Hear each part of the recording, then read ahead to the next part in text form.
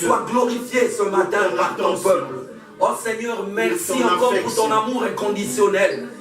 Merci Seigneur de faire lever le soleil au-dessus de nous ce matin. Merci encore pour ta fidélité que tu ne pourras briller pour la grandeur de ta bonté. Sois béni, sois exalté à jamais.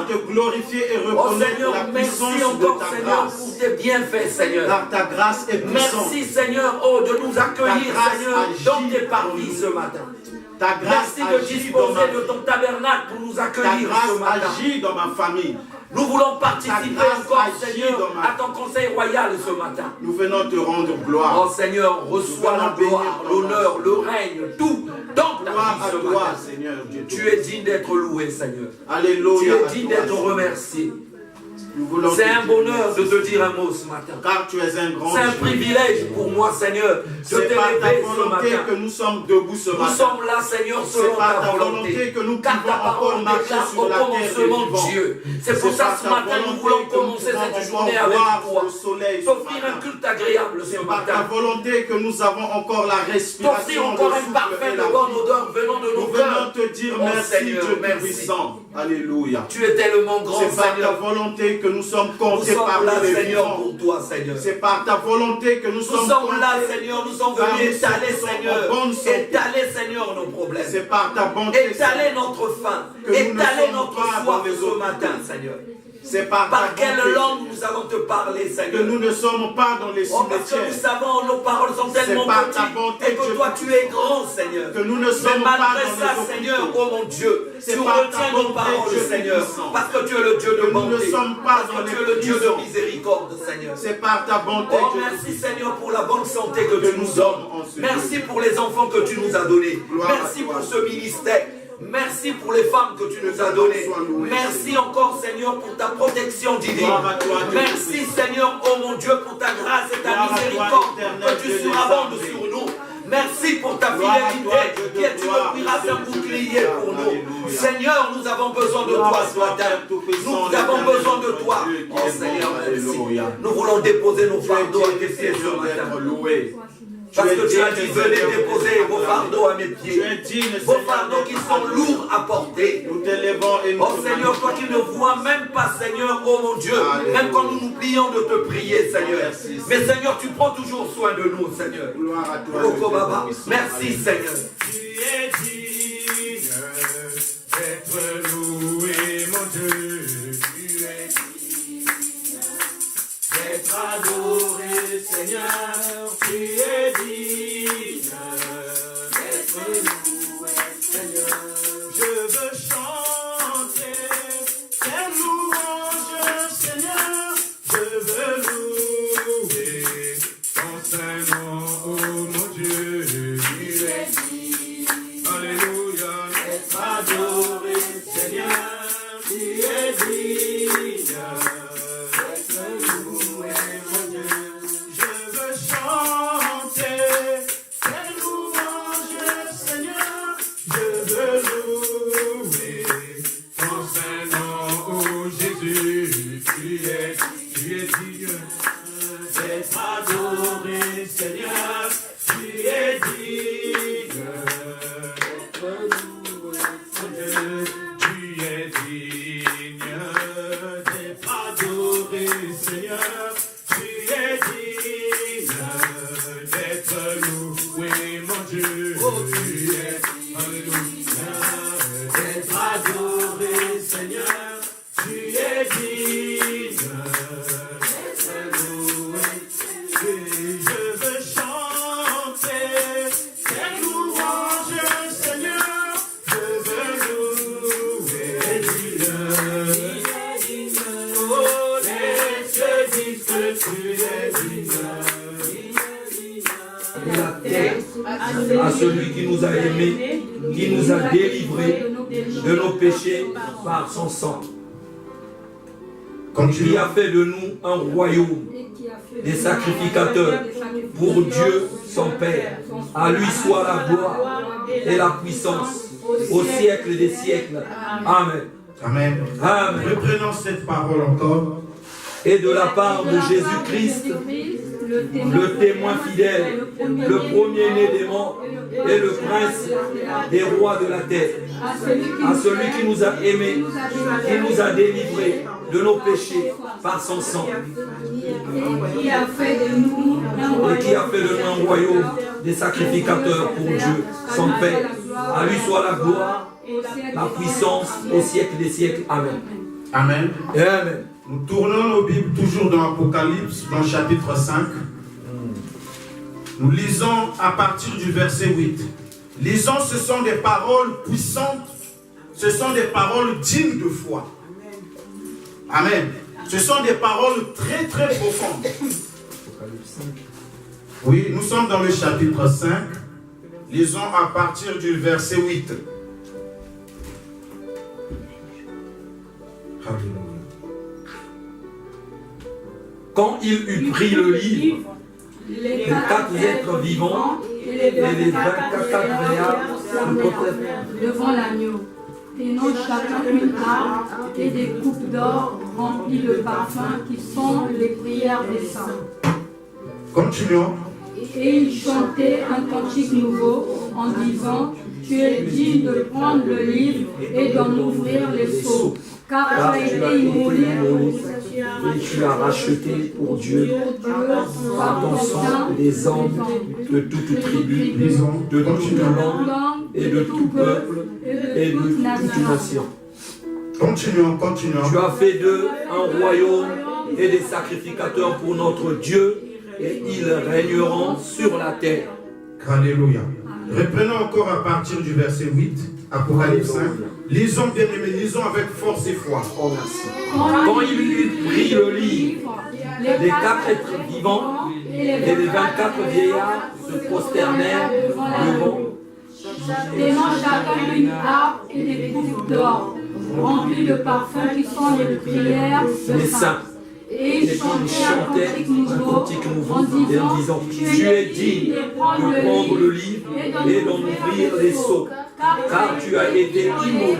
Tu as racheté pour Dieu par ton sang des hommes de toute tribu, de toute langue, de tout peuple et de toute nation. Tu as fait d'eux un royaume et des sacrificateurs pour notre Dieu, et ils régneront sur la terre. 11. Je regardais et j'entendis la voix de beaucoup d'anges autour du trône, et des êtres vivants et des vieillards, et leur nombre était des myriades. 12. Il disait d'une voix forte: L'agneau qui a été immolé est digne de recevoir la puissance, la richesse, la sagesse, la force, l'honneur, la gloire et la louange. Reprenons le verset 12. Il disait d'une voix forte: l'agneau qui a été immolé est digne de recevoir la puissance, la richesse, la sagesse, la force, l'honneur, la gloire et la louange. Reprenons pour une dernière fois le verset 12. Il disait d'une voix forte: l'agneau qui a été immolé est digne de recevoir la puissance, la richesse, la sagesse, la force, l'honneur, la gloire et la louange. Amen. Amen. Amen. Amen. Acclamons le Seigneur. Yes. Il faut d'abord que tu aies un repère. Amen. Il faut que tu saches qui tu es.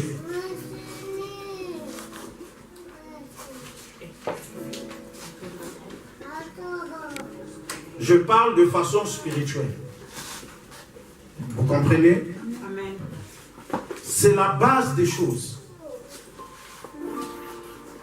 Quand tu es quelqu'un qui prie, il ne faudrait pas que tu sois quelqu'un qui est noyé dans la société.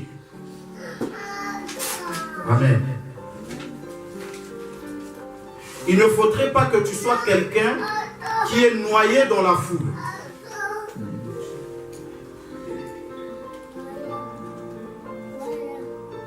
Soyez concentrés. Très Paul, tu peux baisser le...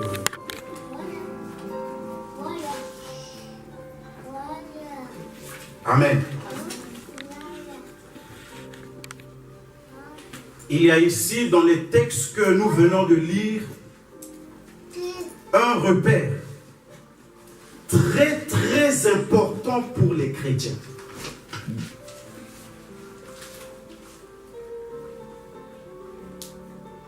Quelque chose de très très important. C'est pourquoi je demande souvent qu'on puisse répéter cela. Alléluia. Amen. À chaque fois, avant toute chose,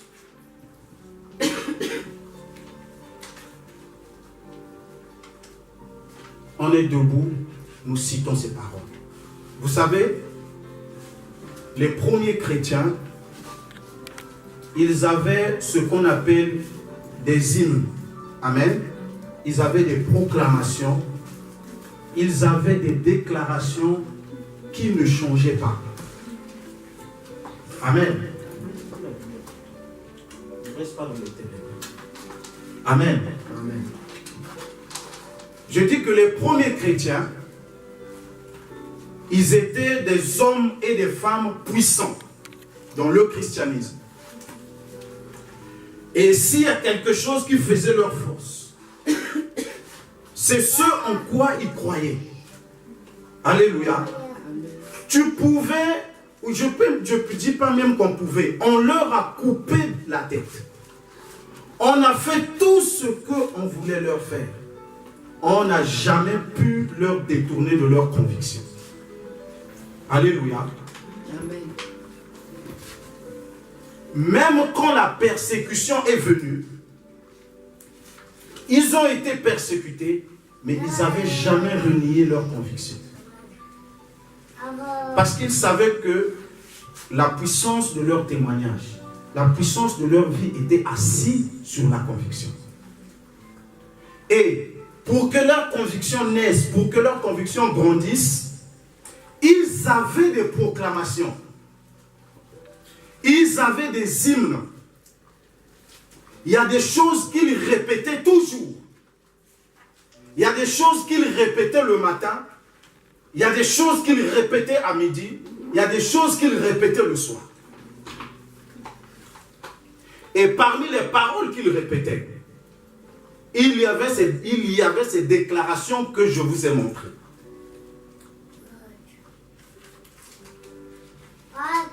Tu peux prendre, quel que soit le temps que tu prends dans la prière, ces paroles sont agréables devant Dieu. Alléluia. Amen. Savoir rendre gloire à l'agneau. Savoir rendre gloire à l'agneau. Parce que si nous sommes chrétiens, c'est à cause de l'agneau de Dieu. Tout ce que nous pouvons recevoir, nous pouvons nous attendre de Dieu, c'est à cause de l'agneau de Dieu. C'est à cause du sacrifice. Amen. Amen. C'est à cause de ce sacrifice. C'est une vérité que nous devons mémoriser. Vous ne pouvez pas prier. Vous ne pouvez pas demander quelque chose à Dieu sans reconnaître, sans être devant le trône de l'agneau. Alléluia. Amen. Et quand on est devant le trône de l'agneau, la première des choses qu'on doit faire, c'est de lui rendre gloire. Alléluia. Amen. Vous savez bien aimé, lorsque on a écrit la Bible ou les évangiles, les paroles qui se répètent sont très rares. Vous comprenez? Parce qu'il y avait beaucoup de choses à écrire. Donc on ne pouvait pas se taper le luxe de répéter certaines paroles alors qu'il y en a d'autres qui doivent être écrites. Est-ce que vous comprenez? Mais quand vous voyez que poussé par l'Esprit de Dieu, il y a des paroles qui reviennent, qui sont répétées, frère. Parce que ça veut dire que là, c'est très, très, très, très, très, très important. Et ça veut dire que c'est la base de toute chose. Les chrétiens doivent proclamer. Parce qu'à chaque fois que nous nous retrouvons, Nous devons être sous le trône de l'agneau. Amen. Amen. C'est pourquoi vous voyez ici, nous avons vu d'abord Apocalypse 1 à partir du verset 5, on parle déjà de ça. Et pourtant au début, on nous dit à celui qui nous a aimés. C'est ça la base de notre foi. Amen. D'abord Dieu qui nous a aimés. Amen. Amen. Qui nous a délivrés de nos péchés. Un chrétien doit se considérer comme quelqu'un que Dieu a aimé. Amen. Amen. Et c'est pourquoi tu ne vas pas languir dans ta vie en train de chercher l'amour des gens de gauche à droite. Vous comprenez? Quand les gens sont esclaves de l'amour des gens des autres de gauche à droite, c'est qu'il n'est pas convaincu que Dieu l'a aimé. C'est pourquoi les gens souffrent. Il y a des gens qui se plaignent, il veut que sa famille puisse l'aimer, il veut que je ne sais pas qui encore, les amis puissent l'aimer. Ils se font du mal pour ça. Ça, c'est encore des inconvertis. Alléluia. Amen. Ça, c'est encore des inconvertis. Quelqu'un qui a cru, il sait que Dieu nous a aimés. Bien-aimés, l'apôtre Jean écrit, il dit à celui qui nous a aimés.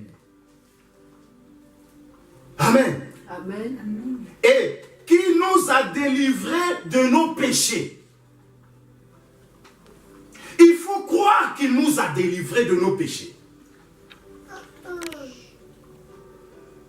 Nous sommes pécheurs, nous naissons pécheurs, nous sommes pécheurs depuis dans le ventre de nos mères. Parce que la Bible dit que tous ont péché. Amen. Ayant hérité de la nature d'Adam, nous sommes pécheurs. Mais la Bible nous dit la vérité que Dieu nous a délivrés de cela. Amen. Amen. Après nous avoir aimés, il a montré son amour, il nous a délivrés.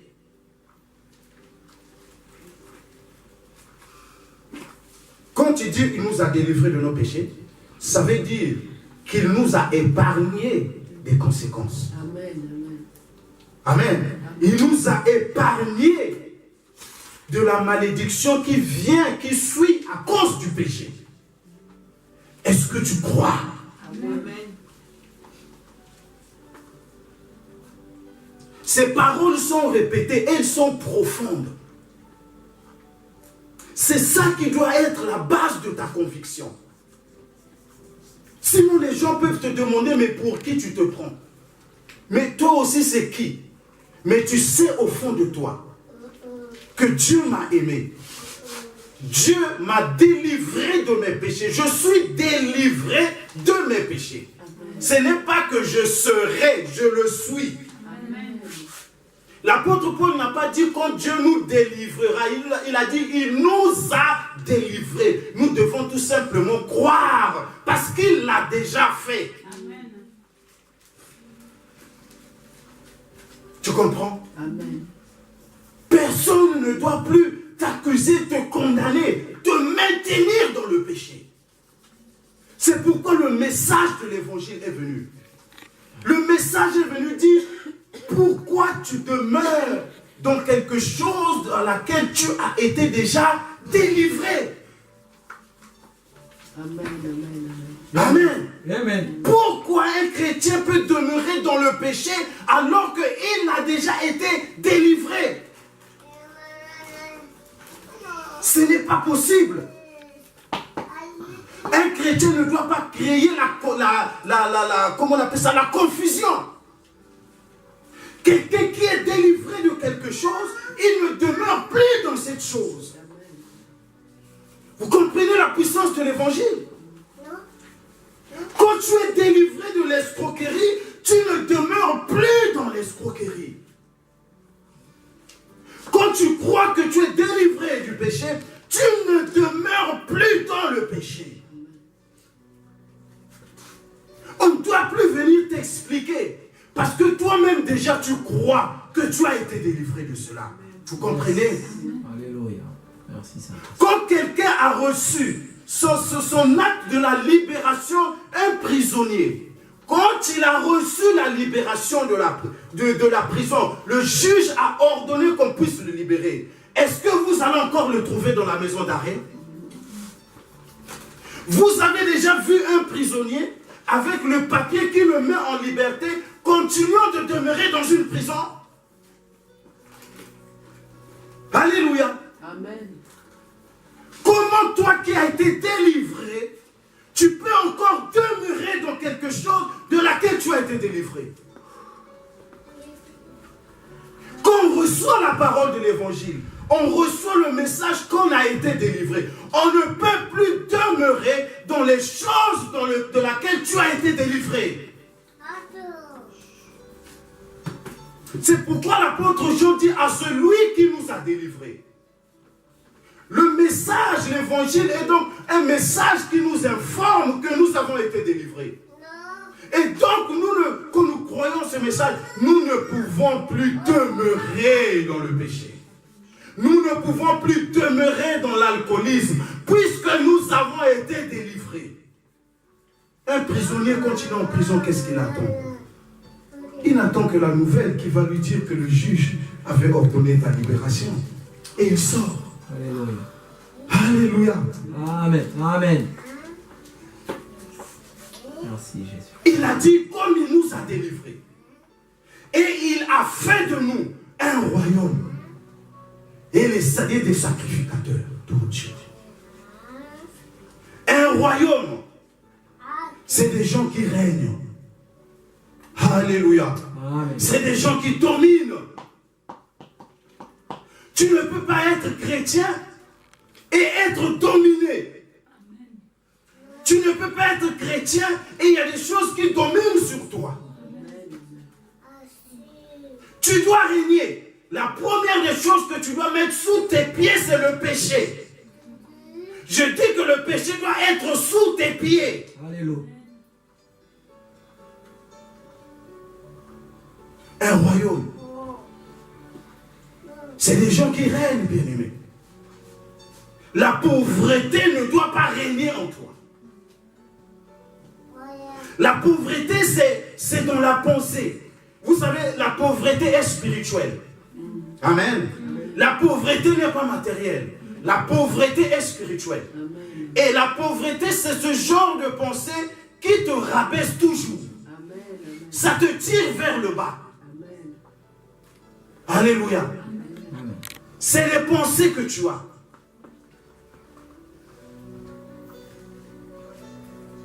Des pensées qui te tirent vers le bas. Qui ne te donnent pas de la valeur. C'est ça la pauvreté. Alléluia. Amen. Il a fait de nous un royaume et des sacrificateurs. Les sacrificateurs. Nous, son peuple, des sacrificateurs. S'il y avait un rôle, le mot sacrificateur, s'il y avait un rôle principal que les sacrificateurs avaient, c'était de veiller qu'il y ait toujours de l'encens et du parfum dans la présence de Dieu. Amen.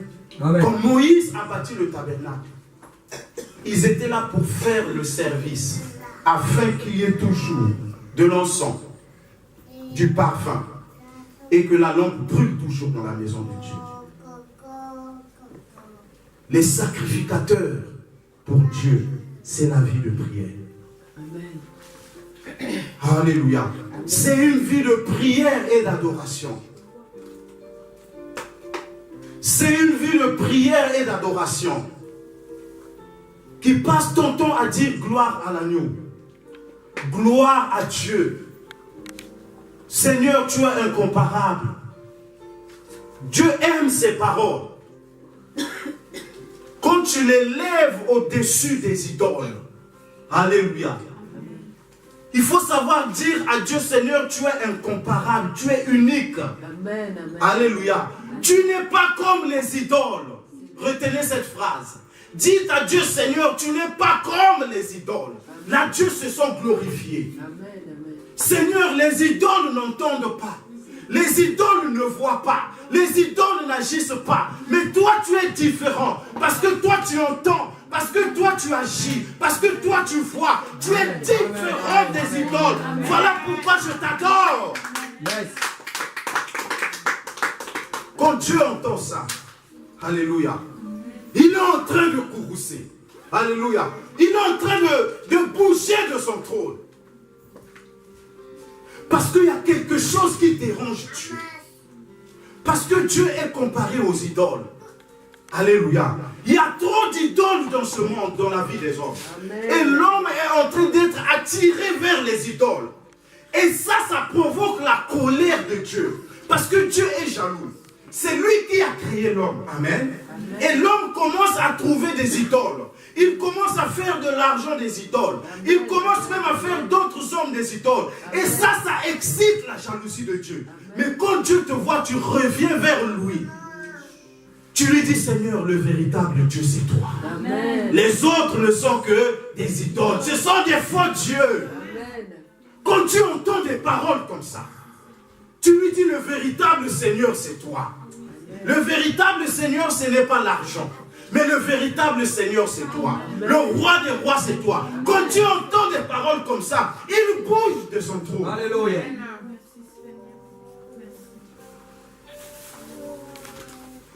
C'est ça la véritable adoration. Mais quand tu adores Dieu, qu'est-ce que tu lui dis? Tu es grand, Seigneur. Tu es incomparable. Tout ce que je vois, ce ne sont que des idoles. Mais le véritable Dieu, c'est toi. Dieu est comme un homme. Dieu est une personne. Amen. Quand tu lui parles, imagine-toi, réalise que tu es devant quelqu'un. Tu es en train de lui parler. Il y a des paroles qui lui plaisent. Il y a des paroles qui lui font plaisir, qui réjouissent son cœur. Amen, amen. Alléluia. Amen.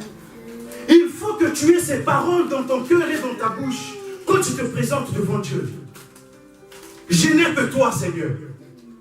Je n'ai que toi, Seigneur. Amen, amen. Je n'ai que toi. Je n'ai ni argent, ni or, ni je n'ai que toi. Alléluia. Amen. Nous devons savoir adorer. Et pour comprendre l'adoration, pour être un bon sacrificateur, tu dois comprendre ce qui excite la jalousie de Dieu. La Bible nous dit dans Exode 34 que Dieu est un Dieu jaloux. Jaloux. Et quand nous nous présentons devant lui, nous avons une mission. Amen. Nous avons une mission. Il faut être capable de calmer la jalousie de Dieu. Amen. Alléluia. Provoque en lui des sentiments nobles, que Dieu soit dans la joie. Alléluia. Parce que le cœur de Dieu scelle à cause de l'idolâtrie. Et comme Satan sait que Dieu n'aime pas l'idolâtrie, il a même inspiré à d'autres hommes qui sont devenus eux-mêmes des idoles. Alléluia. Il y a des prophètes qui sont devenus des idoles. À la rigueur, c'est eux qu'on adore. Ils ont pris la place de Dieu. Ça, c'est inspiré par Satan. Parce qu'il sait que Dieu est un Dieu jaloux. Il pousse les gens à pratiquer ce qu'on appelle le culte de la personnalité. Cela excite encore la jalousie de Dieu. Il y a des hommes qui, étant dans l'église, ils ont pris la gloire, le respect qu'on devait à Dieu. Et cela excite encore la jalousie de Dieu. À part les idoles, de bois ou je ne sais pas de pierre, à part les idoles du matériel qu'il y a dans ce monde, il y a encore des hommes qui se sont postés comme des idoles. Et cela excite encore la jalousie de Dieu. C'est pourquoi sacrificateur, quand tu te présentes devant Dieu, sache-le que tu as une mission. Adoucis le cœur de Dieu. Amen. Amen. Mets le cœur de Dieu dans la joie. Et tu n'as pas autre chose que tes paroles. Il te faut des paroles. Alléluia. Seigneur, à qui peux-tu te comparer? Amen. Seigneur, j'ai vu, j'ai compris, tu n'es pas comme les idoles. Tu es plus grand que les idoles. Tu as le pouvoir et l'autorité plus que l'autorité que les gens ont dans ce monde. Tu règnes. Tu es le Seigneur des seigneurs. Tu es le roi des rois. Alléluia. Passe ton temps à genoux en train d'adorer. C'est ça les sacrificateurs. Dans le chapitre 5, nous avons vu au verset 9 qu'ils font monter de l'encens, de parfum, n'est-ce pas? Qui sont des prières des saints. Alléluia. Chapitre 5, c'était le verset combien? Ici, là, Amen. Chapitre 5. 8 à 12. Amen. C'était là. 8 à 12. Tu es digne. Et c'est déjà depuis le verset 8 qu'il nous est dit. Ils se prosternent devant l'agneau, tenant chacun d'eux une harpe et des coupes d'or remplies qui sont les prières des saints. Amen. Le parfum devant Dieu, ce sont les prières des saints. Alléluia. Voilà comment nous devons adorer le Seigneur. Alléluia. Et les adorateurs, nous sommes toujours en train de parler des mystères ou bien les faces ou les facettes, les visages de l'Église. C'est ça le premier visage de l'Église. Ayez l'habitude de relire ces paroles-là chez vous quand vous êtes seuls. Proclamez-le à haute voix. Alléluia. Parce que ce sont les mêmes proclamations qui sont faites dans les cieux, dans la présence de Dieu. À l'agneau qui a été immolé, à lui soit la gloire, la force, la sagesse, la louange. Alléluia. Nous sommes toujours en train de voir les facettes de l'Église ou les visages de l'Église. Alléluia. Ça, c'est le visage de l'adoration. Confessez toujours cela. Marchez toujours avec cette conviction. Que la détresse, que le découragement ne puisse jamais vous emparer de vous. Parce que Dieu nous aime. Vous devez être convaincu que Dieu vous aime. Et l'amour de Dieu suffit. L'amour de Dieu est capable de vaincre toutes les difficultés qui surviendront dans votre vie. L'amour de Dieu est capable de vaincre tous les défis qui se présenteront devant vous. Vous savez, celui qui est en train d'écrire ces paroles, l'apôtre Jean, il est en prison. Vous voyez? Quand il écrit ces paroles, il est en prison. Sur l'île de Patmos. Là où on partait jeter tout ce qu'on estimait qu'il dérange dans la société. On partait les jeter là-bas. Et lui, à cause de l'évangile, ils avaient estimé qu'il était nuisible à la société. On est allé le jeter dans l'île de Patmos. Malgré qu'il était là-bas, là où il pouvait estimer qu'il n'a plus de vie. Laisse tomber. Il a dit à celui qui nous aime. Amen. Alléluia. Amen. À celui qui nous aime. Il nous a rachetés de son sang. Il a fait de nous un royaume et des sacrificateurs pour son Dieu. À lui soit la gloire, la louange, malgré la situation qu'il vivait. Amen. Prisonnier dans l'île de Patmos. Aujourd'hui seulement, un chrétien, qu'il manque seulement le boulot, tu vas entendre les proclamations qui vont sortir de sa bouche.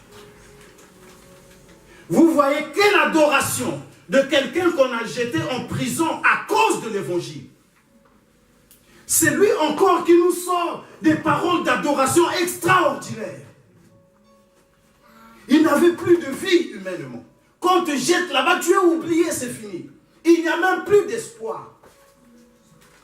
Parce que l'île de Patmos, quand on t'emmène là-bas, tu ne peux plus revenir.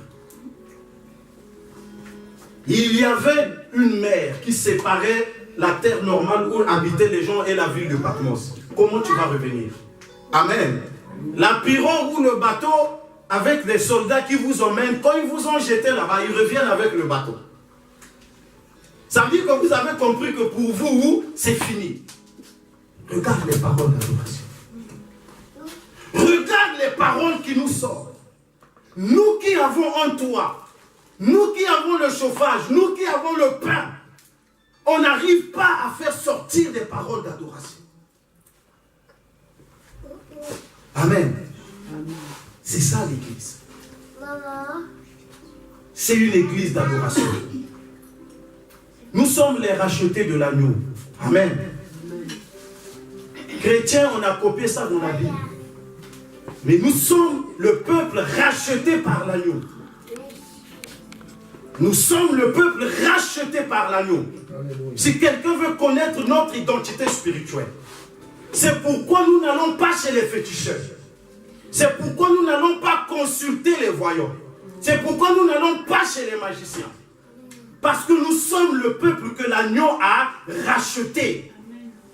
Nous sommes les rachetés de l'agneau. Le peuple des derniers jours. L'Israël des derniers temps. Amen. 1 Thessaloniciens chapitre 4.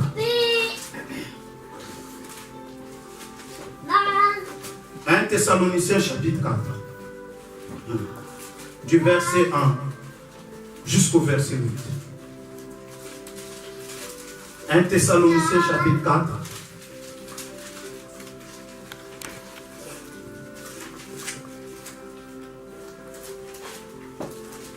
Du verset 1 jusqu'au verset 8. Gloire à Dieu. Gloire à Dieu. Les rachetés de l'agneau, les enfants de Dieu, doivent connaître la volonté principale de Dieu. Amen. Tu ne peux pas être un bon chrétien, un vrai enfant de Dieu, si tu ne connais pas la volonté principale de Dieu. Tu n'as pas à te sauver toi-même. Jésus-Christ t'a déjà sauvé. Parce que c'est lui qui est monté sur la croix, n'est-ce pas? Amen. Il a accompli l'œuvre du salut. Tout ce qu'il fallait faire pour le salut de l'homme, Jésus-Christ l'a accompli sur la croix. Avant qu'il ne descende sur cette terre, comprenez-moi bien, Dieu le Père lui a expliqué tout le plan du salut. Il a pris avec lui le plan du salut. Jésus-Christ est descendu avec le plan du salut lui-même. Et il est venu, il n'a pas chargé quelqu'un à le faire. Il n'a pas demandé à quelqu'un de l'aider. Il l'a fait lui-même. Du début jusqu'à la fin. Sans être aidé par quelqu'un. Que ce soit clair dans nos têtes. C'est lui qui est venu avec le plan du salut. C'est lui qui a exécuté le salut. Parce que c'est Dieu qui lui avait donné le plan. Dans le conseil de Dieu, quand ils se sont retrouvés, Père, Fils et Saint-Esprit, le problème du péché revenait. Parce qu'avant, le péché dérange Dieu. Parce que ça emmène la condamnation et la mort dans la vie de l'homme. Dieu s'est dit, comment je vais arrêter et ôter cela? Au début, avec le premier peuple, il avait demandé qu'on fasse des sacrifices des animaux. Amen. Qu'on fasse des sacrifices des moutons et on venait répandre le sang dans l'autel devant sa présence. Pour couvrir le péché. Ce sacerdoce a duré, mais le péché n'était pas ôté. Ça ne faisait que augmenter. Et à un moment, Dieu a dit, je ne veux plus de sacrifice. Vous comprenez? C'est écrit dans le livre des Hébreux. Il a dit, je ne veux plus les holocaustes. Je ne veux plus des sacrifices d'animaux.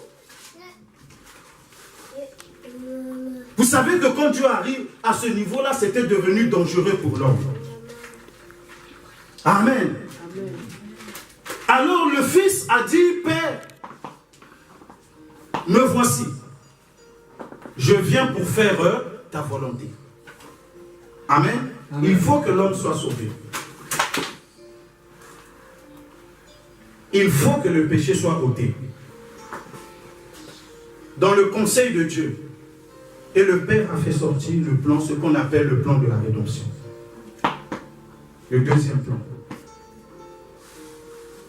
Comme Dieu est amour, le Père est amour, le Fils est amour, le Saint-Esprit aussi est amour. Yes. Amen.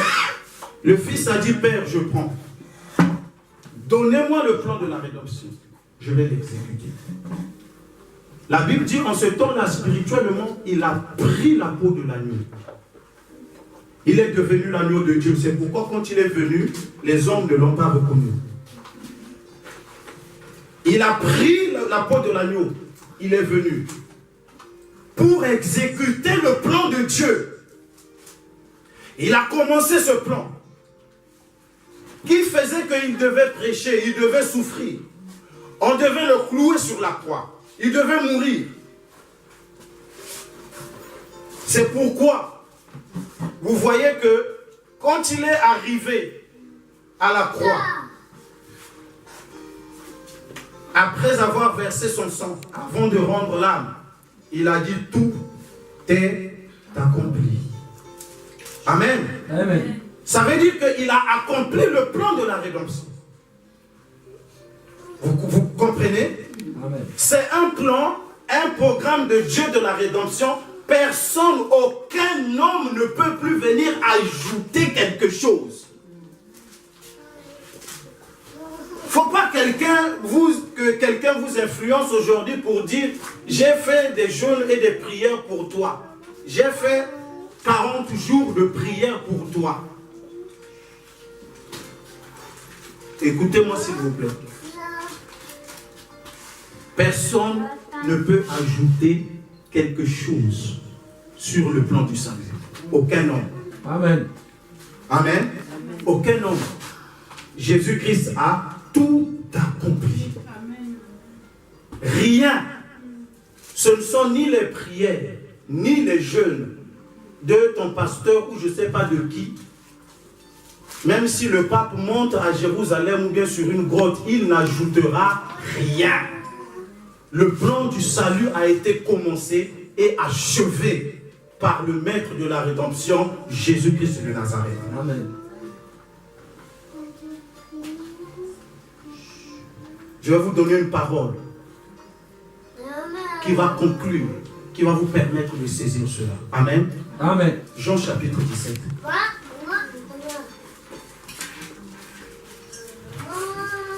Jean chapitre 17.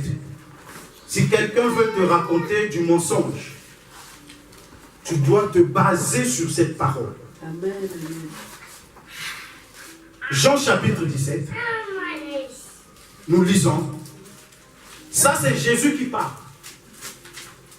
Après avoir eu parlé, Jésus leva les yeux au ciel et dit, Père, l'heure est venue. Alléluia. Mettez une petite pause de 2 secondes. Quand on a placé les chapitres, ici, là, je vais vous expliquer. Suivez-moi bien. Quand on a placé les chapitres de l'évangile de Jean,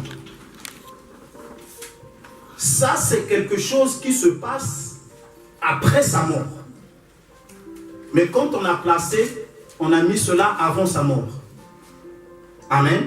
Amen. Ça c'est une prière qui se passe après. Vous comprenez? Amen.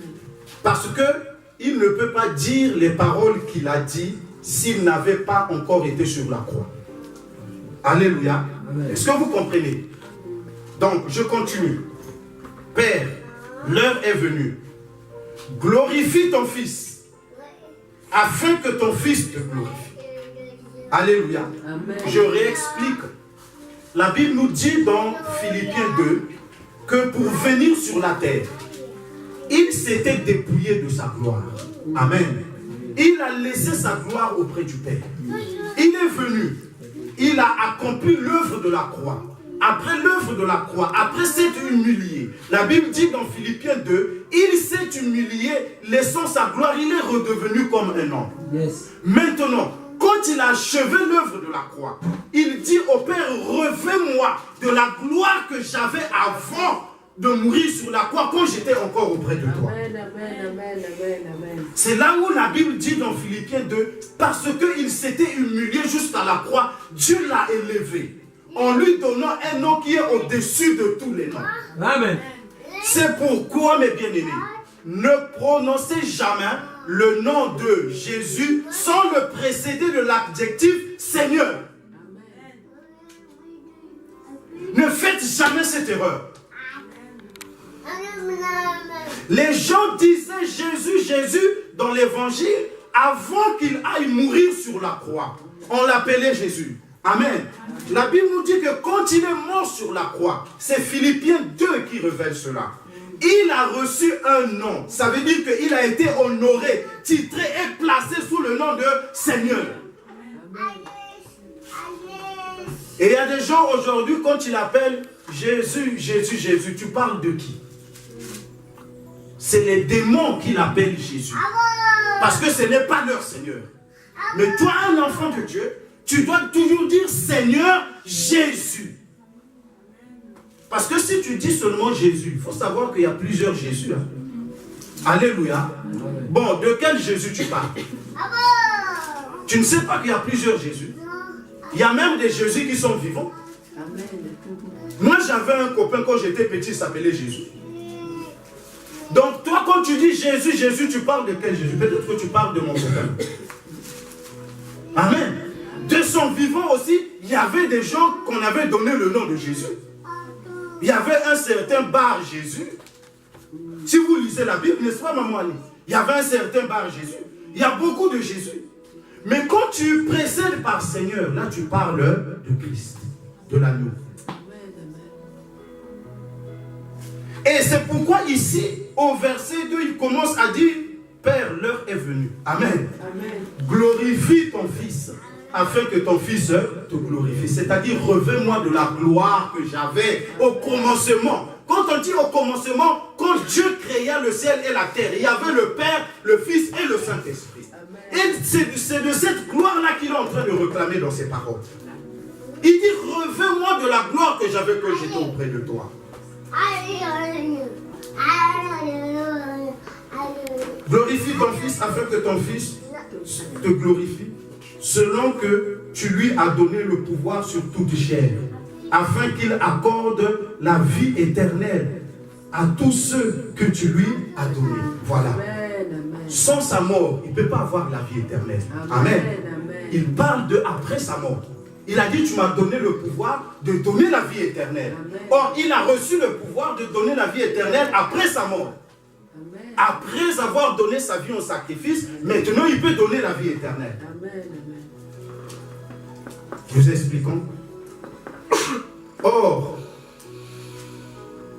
la vie éternelle, c'est qu'ils te connaissent, toi seul le vrai Dieu, et celui que tu as envoyé, Jésus-Christ. J'étais glorifié sur la terre. Amen. J'étais glorifié sur la terre. La phrase qui suit dit quoi? J'ai achevé l'œuvre que tu m'as donnée à faire. Alléluia. La phrase qui suit dit quoi? J'ai achevé l'œuvre que tu m'as donnée à faire. Qu'est-ce qu'il a dit au Père? J'ai achevé l'œuvre. J'ai tout fait. J'ai fini le plan. J'ai fait ma part. Amen. Il avait sa part à lui, il a fait sa part. Comme un chef t'envoie en mission, il te donne une mission à faire. tu vas, tu fais ta mission. Amen. Bien avec tout ce que, comme le chef t'a dit, tu reviens auprès de lui, tu dis mission. Donc je disais que sur le plan du salut, aucun homme n'a plus rien à faire. Pour vous. Jésus-Christ a déjà tout fait. Maintenant, quand nous allons dans 1 Thessaloniciens 4, nous allons maintenant voir la volonté principale de Dieu à notre égard. Alléluia. C'est ça le visage de l'Église. 1 Thessaloniciens 4, lisons du verset 1 jusqu'au verset 8.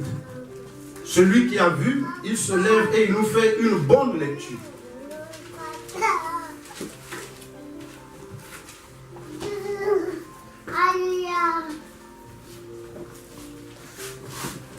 Je dis au nom du Seigneur. Amen. Suivez bien. Du premier verset Oui. jusqu'au verset 4. 4. Non. J'ai dit du premier verset jusqu'au verset 8. Lisons, oui. Au reste, frères, oui, puisque vous avez appris de nous comment vous devez vous conduire et faire à Dieu, et plaire plutôt à Dieu. Réponds s'il te plaît. Au reste, frères, puisque vous avez appris de nous comment vous devez vous conduire et plaire à Dieu. Amen, s'il te plaît, point. Amen. Amen. L'apôtre dit au reste, puisque Dieu a déjà tout accompli. Amen. Puisque Jésus-Christ a déjà donné la vie éternelle. C'est pourquoi il dit au reste. Alléluia. Votre part. Amen. En ce qui vous concerne. Parce que sur le salut, nous, toi et moi, on ne peut plus rien faire. Dieu a déjà tout fait. Nous n'avons qu'à croire. Amen. Et là, il passe à nous, il dit au reste. Amen. Votre part, lis maman. Au reste, frères, puisque vous avez appris de nous comment vous devez vous conduire et plaire à Dieu, et que c'est là ce que vous faites, nous vous prions et nous vous conjurons au nom du Seigneur Jésus de marcher à cet égard de progrès en progrès. S'il te plaît. Amen. Ça, c'est qui parle? L'apôtre Paul. Amen. Il leur a dit, nous vous conjurons comment? Au nom de qui? Du Seigneur Jésus. Vous avez vu comment il a conjugué? Alléluia. Vous avez entendu ce que je viens de vous dire? Amen, amen, amen. Voilà un homme qui a reçu la révélation, qui est rempli du Saint-Esprit. Comment il parle? Il n'a pas dit tout simplement Jésus, il a dit au nom du Seigneur Jésus. C'est là où, bien aimé, nous embrouillons parfois avec, il y a des satanistes et des infiltrés. Il y a des gens dans le corps de Christ qui sont des occultistes, qui sont des magiciens. Jésus-Christ n'est pas leur Seigneur. Amen, amen. Toi, à force d'appeler Jésus Seigneur, ça va le déranger. C'est pourquoi vous le voyez quand il parle. Jésus, il parle du Seigneur, c'est comme si c'était un homme normal. C'est comme si c'était leur copain. Ça, c'est un signe des occultistes. Je vous montrerai les signes des faux apôtres et des faux serviteurs de Dieu. Ils n'ont aucun respect pour notre Seigneur. Il a du mal, à cause de ces pactes qu'il a signés, il ne peut pas reconnaître la Seigneurie de Jésus-Christ. Parce que la Bible dit, à la prononciation du nom, donc de Seigneur Jésus-Christ, tout genou fléchira. Et toute langue doit confesser que Jésus-Christ est Seigneur. Toute langue doit confesser que Jésus-Christ est Seigneur. Tu vois les gens qui sont des occultistes, leur langue n'arrive pas à confesser la Seigneurie de Jésus-Christ. Et ils ont enseigné ça à beaucoup de chrétiens. Parce qu'il y a beaucoup de chrétiens, ils parlent comme leur pasteur, ils prient comme leur pasteur. En fait, ils font le, comment on appelle ça? C'est comme les magnétophones, ils font le tchapou, le perroquet. Ils arrivent comme leur pasteur fait blablabla. Si leur pasteur, quand il prie, il bouge le pied comme ça. Vous allez voir aussi quand il prie, commence à bouger le pied comme ça. Sans savoir pourquoi, sans savoir comment, où est-ce qu'il a eu ça. peut-être qu'en allant toucher à l'occultisme, peut-être que quand il a touché à la magie, un lézard l'a piqué. Toi, tu sais, toi, tu vas seulement copier les gestes. Amen. Amen. Jésus-Christ est Seigneur. Continue à faire. Vous savez en effet quel précepte nous vous avons donné de la part du Seigneur Jésus. Amen. Précepte de la part de qui? Du Seigneur Jésus. Ça, c'est le précepte de l'Église. Alléluia. Ce que Dieu veut, c'est votre sanctification, c'est que vous vous absteniez de l'impudicité. C'est que chacun de vous sache posséder son corps dans une sainteté et honnêteté, sans vous livrer à une convoitise passionnée comme font les païens qui ne connaissent pas Dieu. C'est que personne n'use envers son frère de fraude et de cupidité dans les affaires, parce que le Seigneur tire vengeance de toutes ces choses, comme nous vous l'avons déjà dit et attesté. Car Dieu ne nous a pas appelés à l'impureté, mais à la sanctification. Amen. Amen. Amen. Continue, continue. Celui donc qui rejette ses préceptes, Lisons bien ce verset-là, le verset 8. celui donc qui rejette ses préceptes ne rejette pas un homme, mais Dieu, qui vous a aussi donné son Saint-Esprit. Amen. C'est grave. Alléluia. C'est grave. L'apôtre était clair avec les frères de Thessalonique. Il a dit, celui qui rejette ses préceptes, ce n'est pas un homme qui l'a rejeté. Alléluia. Si tu rejettes ses préceptes, ce n'est pas moi que tu as rejeté. C'est Dieu que tu vas rejeter. Alléluia. Et c'est ça qui est plus grave. Moi, tu peux me rejeter. Tu peux changer de pasteur. Tu peux changer d'homme. Mais quand tu as rejeté Dieu, tu ne peux pas changer de Dieu. Amen, amen, amen. Tu subiras les conséquences. L'apôtre Paul les a prévenus. Ce sont des préceptes que j'ai reçus de Dieu. Et il m'a chargé de vous les transmettre. Je ne serai pas derrière vous pour savoir si vous respectez ces préceptes ou pas. Parce que vous avez droit à votre vie cachée peut-être ou privée. Mais sachez-le que si vous rejetez ces préceptes, ce n'est pas un homme que vous rejetez. C'est Dieu que vous rejetez qui vous a donné son Saint-Esprit. Ça, c'est la volonté principale de Dieu. Pour nous, l'Église. Parce que l'Église, ce n'est pas un bâtiment. L'Église, ce n'est pas une domination. Une dénomination, je voulais dire. L'Église, ce sont ceux qui marchent selon les préceptes. L'Église, ce sont ceux qui respectent les préceptes de Dieu. Si tu ne respectes pas ces préceptes, même si tu fréquentes une dénomination, même si vous avez une très belle salle, vous avez un très beau groupe de louanges, les gens font de la concurrence. Chez nous, c'est la meilleure adoration. Ce n'est pas ça que Dieu voit. Amen, amen, amen. Dieu voit ceux qui acceptent les préceptes ou ceux qui l'ont rejeté. Amen, amen. Il a dit quand vous rejetez ces préceptes, même si vous chantez, c'est Dieu que vous avez rejeté. Amen, amen. Si vous rejetez ce précepte, même si vous avez la meilleure équipe de louanges, même si vous êtes 2000 personnes, c'est Dieu que vous avez rejeté. Amen, amen. Ce que Dieu veut, c'est votre sanctification. Amen. Ce que Dieu veut, c'est notre sanctification. Ce que Dieu veut, c'est notre sanctification. Que nous soyons des hommes et des femmes mis à part. Nous ne pouvons pas être comme tout le monde. Nous ne pouvons pas faire comme tout le monde. Nous ne pouvons pas marcher comme tout le monde. Nous ne pouvons pas parler comme tout le monde. Parce que Dieu nous a mis à part. Amen, amen.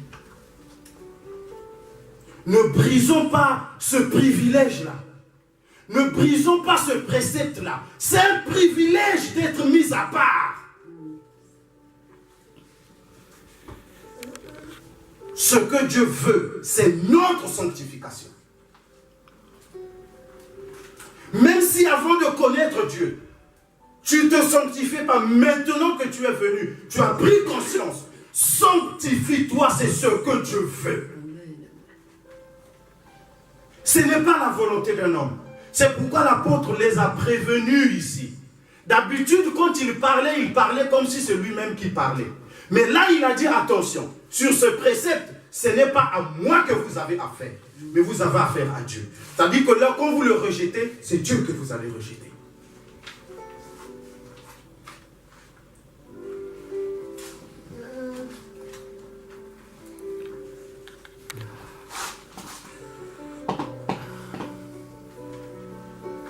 Éphésiens chapitre 5,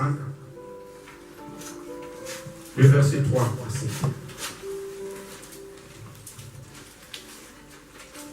Le Seigneur est trop saint, le Seigneur est saint. Ce que Dieu veut, c'est votre sanctification. Alléluia. Éphésiens chapitre 5,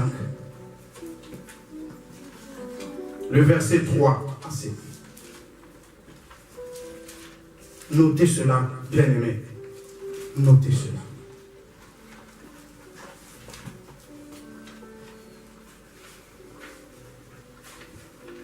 Le Éphésiens chapitre 5, le verset 3 à 7, nous lisons la parole de Dieu. Que la débauche, ni aucune impureté, ni la cupidité ne soit pas même nommé parmi vous. Alléluia. Amen.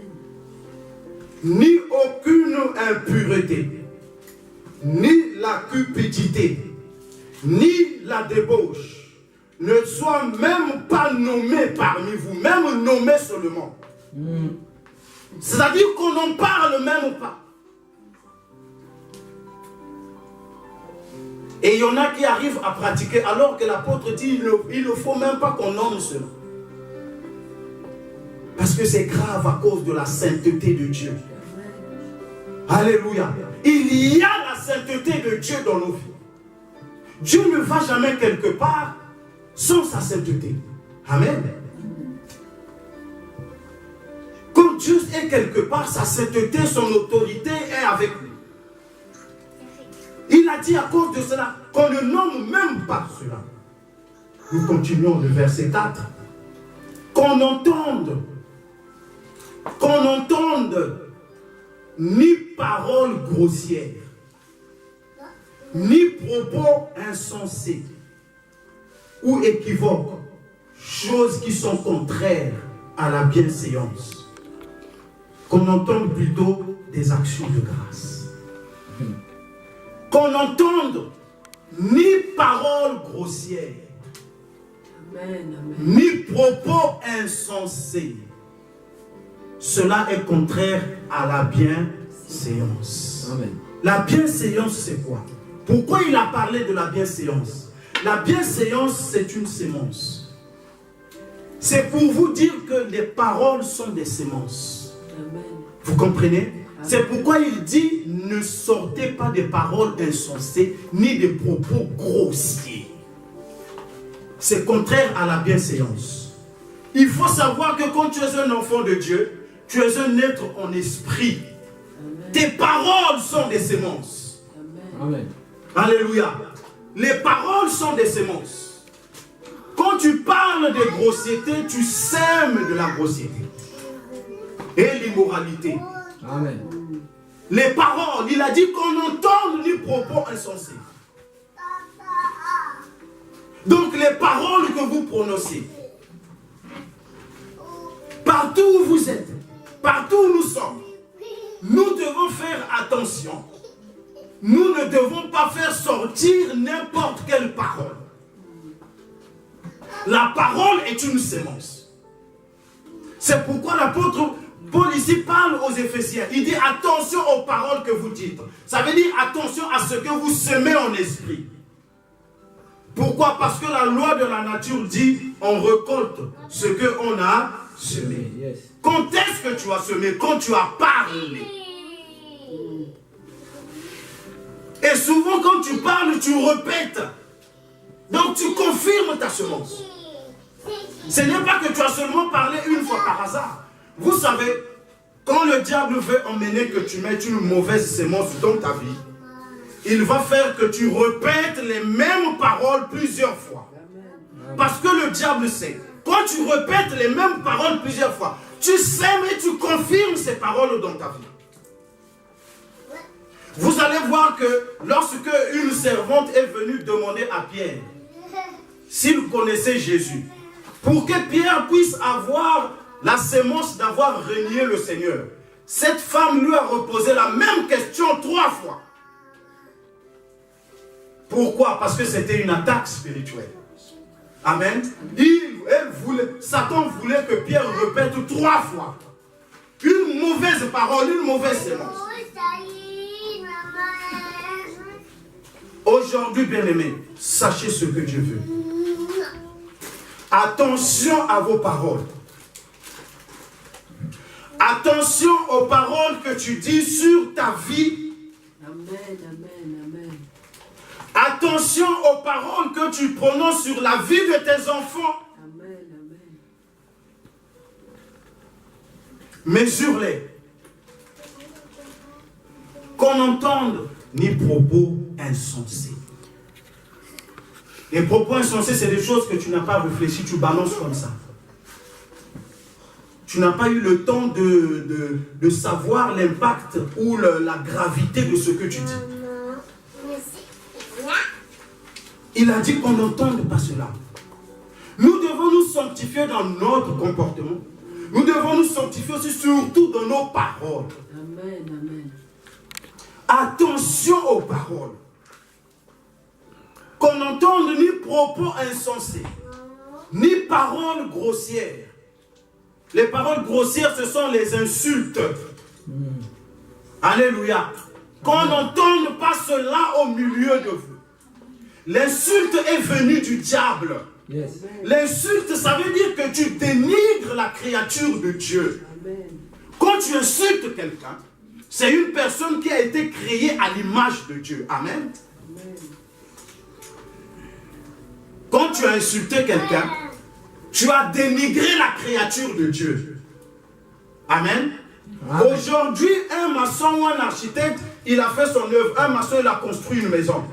Toi, tu viens, tu commences à dire la maison là est mal construite. Là-bas, c'est tordu comme ça. Tu penses que le maçon là, il va t'acclamer.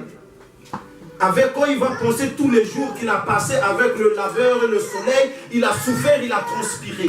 Amen. Toi, tu viens dénigrer l'œuvre de ses mains.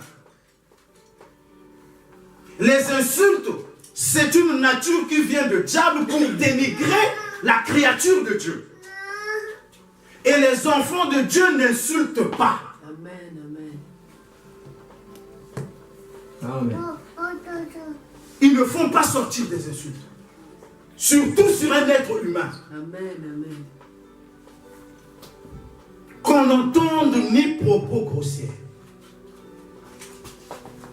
Alléluia. Amen. Vous savez, lorsque vous lisez la Bible, le livre qui vient avant Apocalypse, on appelle ça la lettre de Jude. Jude est le frère du Seigneur. C'est le seul frère de Jésus qui a écrit. Amen. Amen. Il est le frère de Jésus parce qu'il est le fils de Marie. Alléluia. Amen. Jude, c'est lui qui a écrit l'épître de Jude avant Apocalypse. Il est le frère du Seigneur. Il a dit, lorsque l'archange Michel se disputa le corps de Moïse avec Satan. Vous suivez? Amen. Quand Moïse est mort, Satan a voulu prendre le corps de Moïse pour faire de ça un objet d'idolâtrie. Vous savez que Moïse a fait beaucoup de miracles.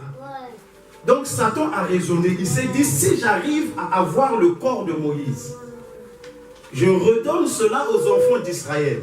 Amen. Ils vont momifier le corps de Moïse et Satan devait leur inspirer pour qu'ils se mettent à adorer le corps de Moïse. Parce que Moïse avait fait beaucoup de miracles. Alléluia. Et quand Dieu a vu ce plan, il a envoyé l'archange Michel. C'est pourquoi Moïse n'a pas eu de tombe. Amen. Moïse n'a pas pu être enterré. Parce que quand Satan voulait que le peuple d'Israël momifie, il allait mettre un autre esprit dans ce corps de Moïse. Et les enfants d'Israël allaient croire que Moïse est ressuscité. Amen. Or, le deuxième esprit qui devait être dans le corps de Moïse, ça devait être un démon.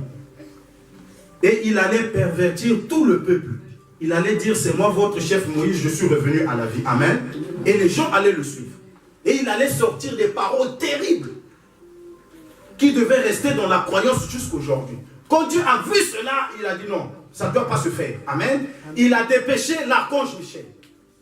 L'archange Michel est venu, ils se sont disputés le corps de Moïse avec Satan. La Bible dit que même l'archange Michel, il n'a pas proféré d'insulte à l'égard de Satan. Amen. Il n'a pas osé insulter Satan. Parce que l'insulte, ce n'est pas l'apanage des enfants de Dieu. Il lui a tout simplement dit que le Seigneur te réprime. Mais il n'a pas insulté. Il n'a pas dit, Satan, regarde ta tête avec des cornes. Alléluia.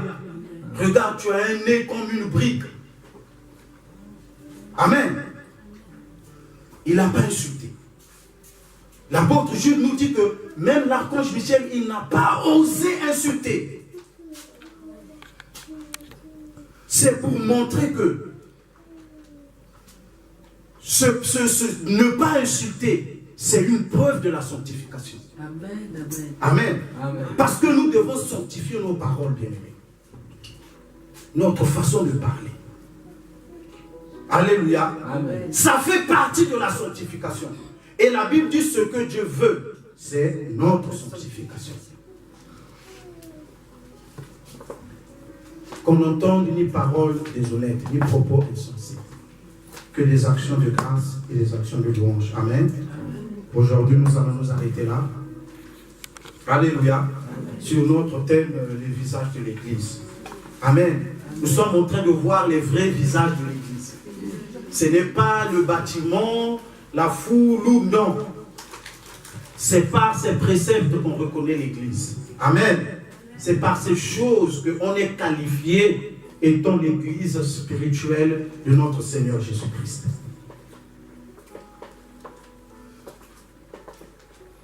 Amen. Nous allons nous arrêter là. Se mettre à part. D'abandonner les choses que nous avons énumérées. Je reviens encore sur le verset du pasteur Chardon dans 1 Thessaloniciens 4. Je vais lire le verset.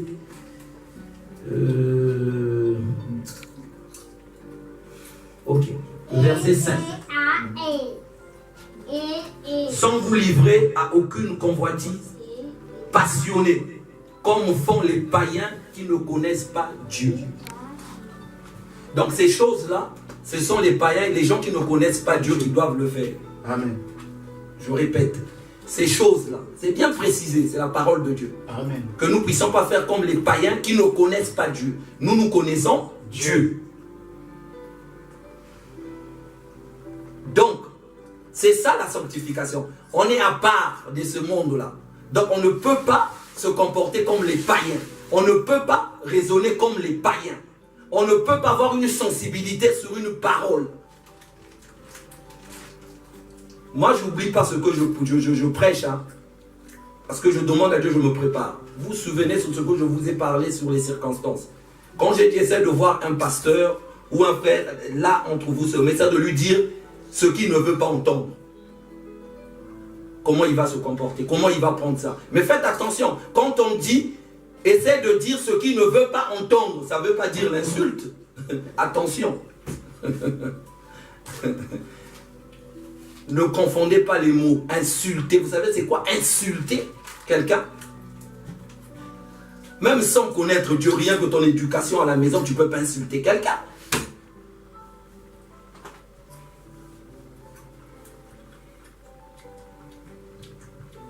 Vous faites entrer beaucoup de choses dans vos vies. Pas bien. Par nos comportements, par notre façon de faire. Écoutez-moi bien. Que le Seigneur m'a dit encore, quand j'étais assis, Deutéronome chapitre, vous lisez rien, je vais lire. Deutéronome chapitre 8 au verset...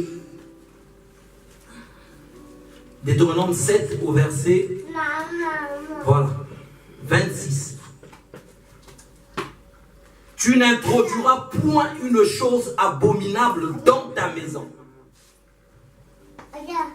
C'est pas Freddy, c'est ni le pasteur Chardon. C'est Dieu qui parle. Écoutez, les choses abominables là, vous disiez toujours, vous prenez ça en grand. Souvent le chrétien c'est ça. Ah, l'abomination il est emmené dans la maison. Non, faites attention, le péché. Il n'y a pas de grand péché, petit péché. Le seul péché que je sais qui est vraiment, je le dis toujours gravissime, c'est l'impudicité. Parce qu'on détruit notre propre corps. C'est le seul péché qui détruit vraiment le corps. C'est l'impudicité. Ça, c'est grave. Merci, Saint-Esprit. Tu n'introduiras point une chose abominable dans ta maison, afin que tu ne sois pas comme cette chose. Cette chose que tu emmènes dans ta maison. Quand tu vas commencer à voir le comportement de tes enfants, quand tu vas comme bizarre, quand tu vas commencer à avoir des blocages dans ta vie, tu vas commencer à observer des discussions dans ta maison. Tu ne te rends pas compte que tu as emmené toi-même cette chose-là dans ta maison.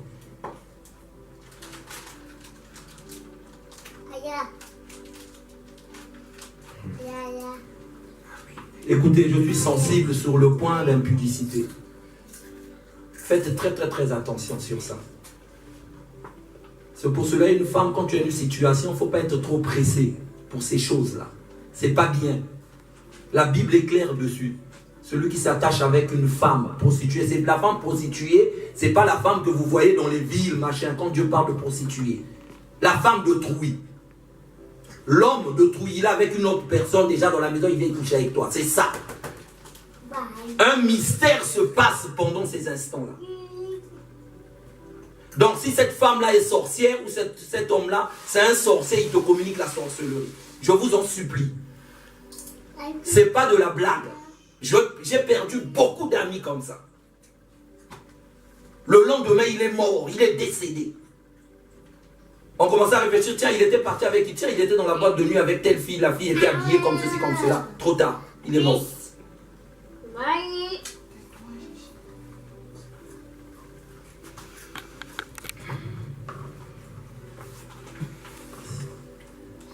Comme cette chose dévouée par interdit.